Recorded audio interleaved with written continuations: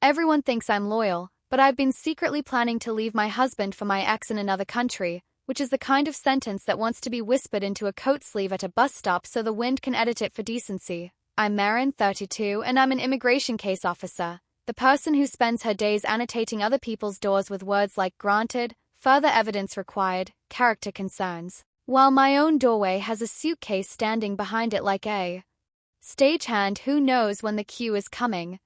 My job is 1,000 small verdicts and one ongoing apology. I ask strangers to prove the shape of their love using scans and stat decks, then I go home to a kitchen where I pretend the noises the kettle makes are conversation. I have a husband named Owen who likes gentle podcasts about architecture and keeps the pantry alphabetized because it comforts him to know the chickpeas will never surprise the coconut milk. He is kind in the way that would embarrass marble statues. He calls me mare like I'm a summer animal and not a person plotting at midnight with tabs open like a guilty bouquet. My ex is Luca. He lives in Lisbon now in a fourth-floor walk-up with blue tiles on the stairwell and a neighbor who waters the landing like it's a plant. He's a photographer who takes pictures of things that refuse to pose, fishermen, stains on walls that look like saints, neon signs in daylight, my face when I don't know there's a lens within a 10-kilometer radius. We were together from 23 to 28, 5 years shaped like a road that couldn't decide if it was a highway or an alley. We broke because he wanted passports with creases and I wanted a couch with enough backbone to survive Sunday. We said later like it was a plausible country and then later happened to him and not to me. The plan, if you can call a constellation a plan, began with a spreadsheet labeled Portuguese Egg Tart Project, which is how people with salaries disguise coups. Inside were tabs that sounded like hobbies, alojamento accommodation, NHR tax regime notes, language schools, Lisboa versus Porto weather tantrums, Schengen alarm clocks, case law on de facto relationships across borders. That one made me laugh out loud in a way that scared the cat. If you open the hidden columns, the headers were less cute: exit points, bridge scorching risk, how to tell Owen. I could tell you I woke up one day and decided monogamy was an outfit that didn't fit, but what actually happened was small and stupid. Luca messaged me a photo of a yellow tram turning a corner too sharply, the kind of turn you can hear on your teeth. He wrote, "This city still rounds its edges with noise. Do you still measure your days in emails?" And I wrote back, "In emails and teabags." He sent a voice note, the sound of his street in late afternoon, cutlery, a scooter with bronchitis, a woman singing to her dog about sardines. I put my phone face down because my chest was doing that thing where it writes its own audition. Owen is not a villain. He makes the bed like a conversation with gravity. He leaves me grapes in the crisper with a note that says some are rude when they have seeds. He loves me with the exact pressure of 2 hands on a warm mug. He would forgive me, I think, if I handed him the whole ugly rope I've been coiling. That's maybe the worst part. Owen's kindness turns into a mirror I can't walk past.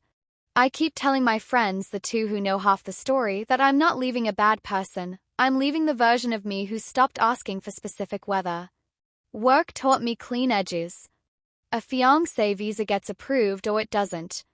The law cares about patterns, not adjectives. But life is bad at being binary. I sit across from a woman who has a showbox of bus tickets and says they prove a relationship because he rode the 94 with her for a year and a half. I look at the showbox and think, that's more real than the wedding photos people stage with rented peacocks. I write notes. I go to lunch. I watch the sky and the pigeons collaborate on the same sentence over and over: stay, go, stay, go. Here's how it grew bones. Luca sent me a job listing for a small NGO in Lisbon that helps migrants navigate paperwork with less crying. "You'd be invincible here," he wrote. "They need someone who knows the language of forms and the tone of kitchens." I stared at the listing with my mouth open like the ad was handing me a glass of cold water. I told myself I was only reading it to correct their use of the word residency. I corrected it. I also copied the contact email into a doc named Recipes. At home, Owen was researching cork flooring and explaining our values with the concentration of a surgeon. "It's sustainable," he said, "and it forgives coffee." I pictured a Lisbon apartment with stripes of late light sliding across a terrible couch, me on the floor because chairs are for people who don't need to convince themselves. I pictured Owen's hand on my ankle, a domestic claim that makes sense in any country. I chopped onions too finely, the way I do when my brain is trying to feel useful. When you plan to change the map, everything becomes evidence. The sound of my neighbor's baby at 2 in the morning doing dolphin squeaks. The way Owen says we'll go someday about places like a coin jar says we'll be a house. The muscle memory of Luca's back under a wet shirt. The Portuguese word for ache that sounds like a small spoon tapped against a glass. The visa subclass numbers humming in my head like hymns. I sat there in the dark and realized I had become the kind of person who writes her own refusal letter and signs it twice. I started doing language lessons on my lunch breaks with an app that congratulates you like a kindergarten teacher. Muito bem, it chirps when I tell it the apple is red and the cat drinks milk. I learned how to say I am married, I am lost, and I have an appointment with equal fluency. At night I practiced rolling my ass quietly so Owen wouldn't think I was auditioning to be someone else. The near-caught moments were mortifying in their smallness. Owen asked why my search history contained Lisbon post office hours and I said, casework, because that's a shield you can hide soldiers behind. He found a printout of a flight itinerary in the printer tray, a test booking I'd made to see how much my life weighed, and I said I was helping a client feel less scared. He laughed and kissed the top of my head. I filed the itinerary under reasons to tell the truth soon, please God. My best friend is Zura. She's a GP who looks people in the face for a living, which is bad news if you want to lie convincingly. I took her for noodles and told her I was restless. She put down her chopsticks like she was about to interview me for a job I didn't want. Restless as in more books, she asked, or restless as in maps? I said maps and my voice did a small stupid wobble that would not pass any credibility assessment. Is this a Luca thing, she said, not even making it a question because she has known me since I was 19 and wrote his name in the margins of my ethics essay like a decree. I put my head on the table and spoke into the varnish. I keep building a life that doesn't ask for me specifically. With him I am particular. Zura sighed in that tender way she does when someone tells her they want antibiotics for a virus. Just don't outsource your bravery, she said. If you leave, leave for you, not because Luca texts better in golden hour. Luca is good at golden hour. He sent me a photo of a ferry with a grin, 2 old men holding plastic bags like medals, and wrote, "Come be ordinary with me here." I typed, "I don't know how," and deleted it. I typed, "I have a husband who is better than weather," and deleted it. I sent a sticker of a cat high-fiving a pigeon, which is a responsible thing to do if your goal is to remain a teenager. At work, a couple came in with a binder that could stop a bullet. Every page a declaration. Receipts from every shared meal since 2019. Joint lease, joint dog, joint plant with a name. And yet, something in the rhythm of their answers rang hollow. Not fraud exactly, more like they were telling me the truth they had coached together so thoroughly that it forgot to breathe. After they left, I went outside and ate a peach over a bin like a revolutionary. Juice ran down my wrist and I thought I refused to be my own binder. The night the spreadsheet became a real thing, I sat on the floor with the cat and booked a one-way flight for a date 3 months from then. I didn't press buy. I hovered like a person looking over a balcony pretending the city is a pool. Then I went into the bedroom and watched Owen sleep with his arm thrown over his head like an accusation. I lay down, pressed my cheek to his shoulder blade and thought say something. I said nothing. We inhale our own silence like a vitamin until we get sick. I began the choreography. Quietly canceling small commitments. Telling my mother I wanted to try different weather. Putting my passport in a more reachable drawer. Asking Luca about neighborhoods as research. He would answer with sentences that made me want to stand in doorways. Graca has stairs with opinions. Intendant is like somebody left the party on. Santos smells like soap and history if you go at 5. We didn't say the word move. We said visit like it was a code everybody respectable uses before they defect. The thing about plans is they hate witnesses until they're ready. And then they want applause. Zura became my reluctant witness. She asked the questions she knew I was avoiding. What if Luca is still Luca, she said, and you're still you? The geography won't testify for you. Will you still want that life if he gets a cold and the dishes are a threat? Yes, I lied, and the lie tasted like pennies and courage. She squeezed my hand and said, "Tell Owen soon." She didn't add, "so he can stop being the only adult in the room," but I heard it anyway. 2 weeks later, Fate put on a high-vis vest and stood in the road. Owen came home early with a bag of ingredients and a look on his face like he'd spent an hour arguing with a stranger who was good at being reasonable. "We got a sudden grant," he said. 6 months secondment in Copenhagen to work on sustainable school retrofits. It's exactly my thing." He was shaking and happy and terrified like a kid who won the right prize.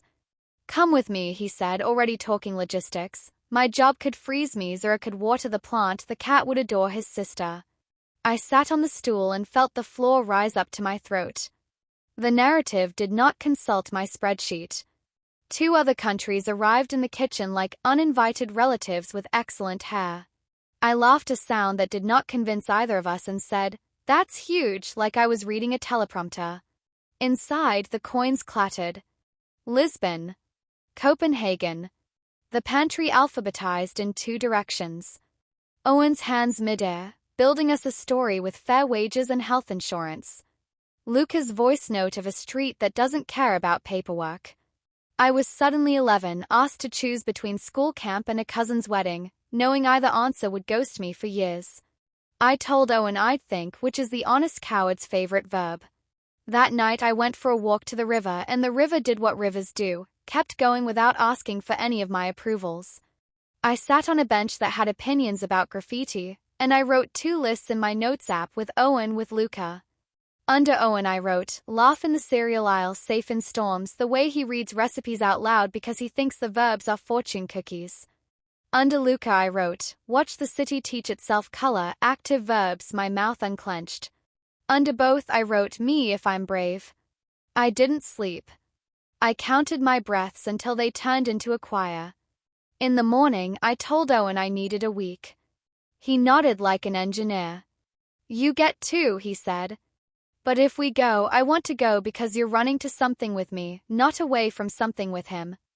I kissed his hair and tasted a decade. I called Luca that afternoon because texting was starting to feel like drawing a house from memory and forgetting the doors. He answered from a street, the phone shaking with his walk. "Do you want me?" I said, an adult woman asking an unhelpful question on a public network.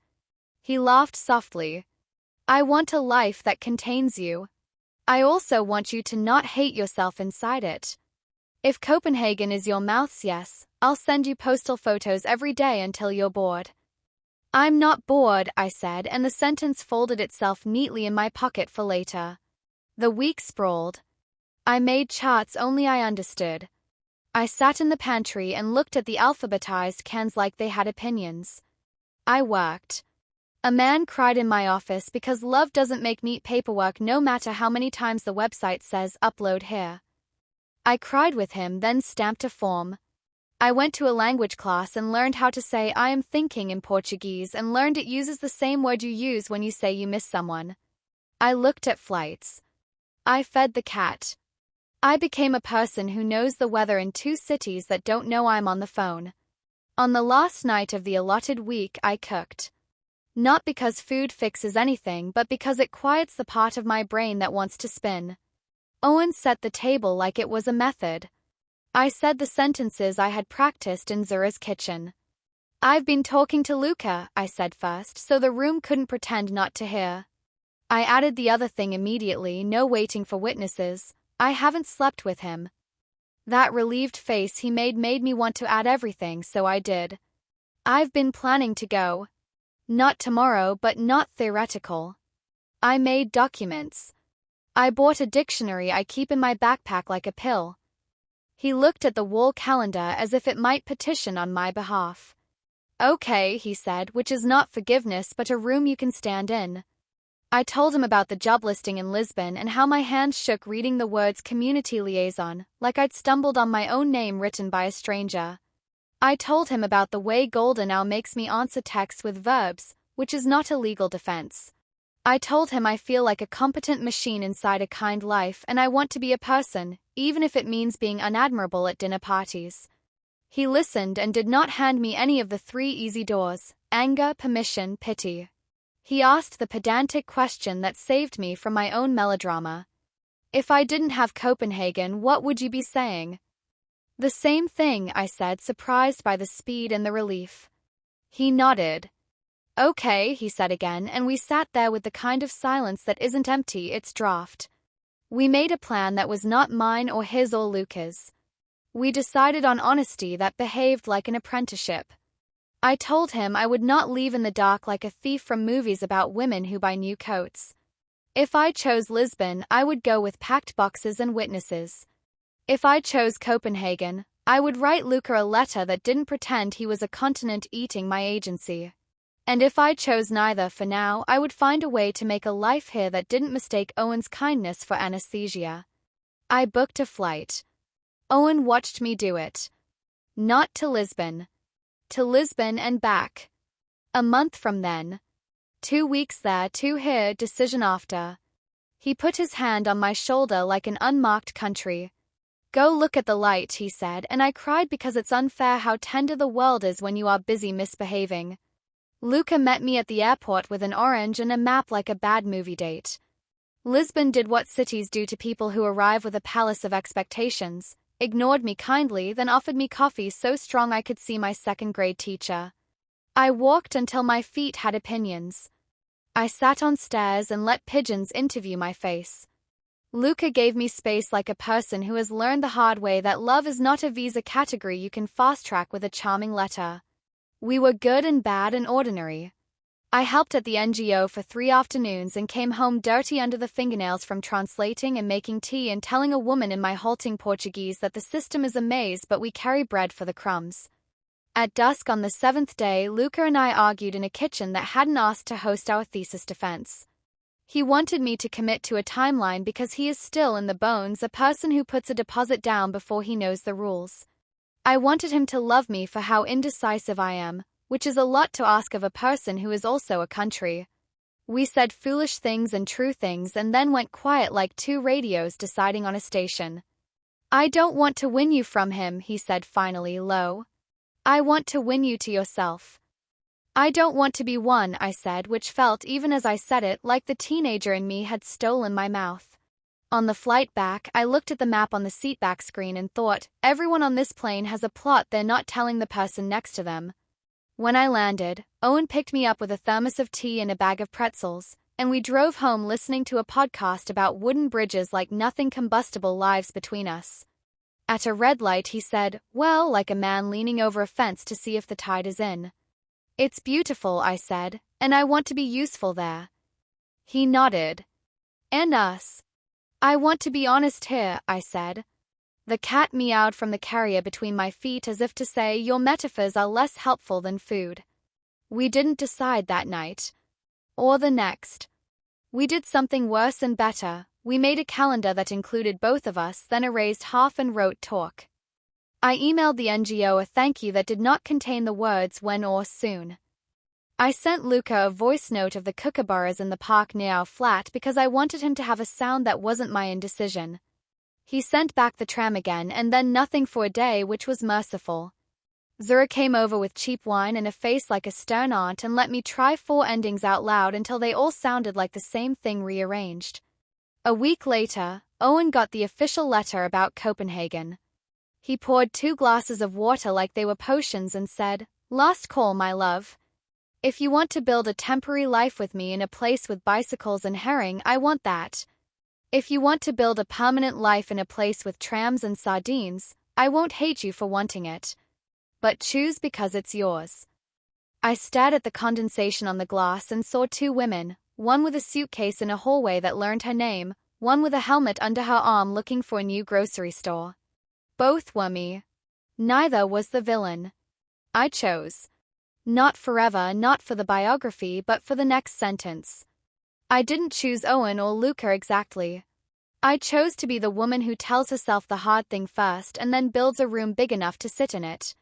I said yes to Copenhagen for 6 months on the condition that I apply to the Lisbon job from there if I still want it when the snow is honest and the novelty is rude.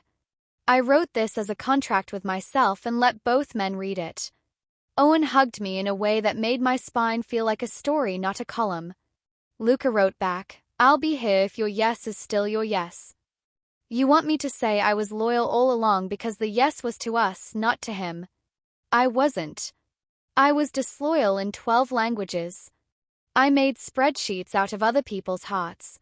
I told myself I was a victim of weather when really I was a citizen of my own appetite. And yet, I am proud of the part where I turned a runaway plan into a conversation with dates attached and windows open. I am proud of the part where I didn't make either man carry the weight of my verbs. We leave in 3 weeks. The pantry has surrendered its alphabet to chaos for the first time in our marriage. The cat has a passport because of course she does. I practice Danish phrases badly on the train and still do Portuguese on my lunch break because contingency is a love language. I write to Luca without romance sometimes, photos of bread I ruined, a list of street names I like saying out loud as if they're passwords to rooms I haven't earned yet. He replies without auditioning often, pictures of the river, the tiles, the neighbor's watering can. We are, finally, building boredom into our correspondence, which feels like respect. Everyone still thinks I'm loyal because I look like a woman who makes lists and brings snacks and doesn't miss flights. I am not loyal, I am learning. I am loyal to the version of me who refuses to outsource her bravery again. I am loyal to the kind of love that can survive a spreadsheet and a storm. I am loyal to telling the truth even when it might ruin a dinner. Maybe we end up in Lisbon. Maybe we end up here rearranged but still us, with cork floors and unalphabetized cans and a tradition of choosing each other out loud. Maybe I learn to love a bicycle in winter. Maybe Golden Hour stops auditioning and just becomes the light we eat under. Whatever happens, I will not write my life like a decision letter. I will write it like a kitchen with 2 glasses of water sweating on the table, a cat supervising, and a woman learning to say in one language or another, I chose this sentence and I will keep reading until the next one comes.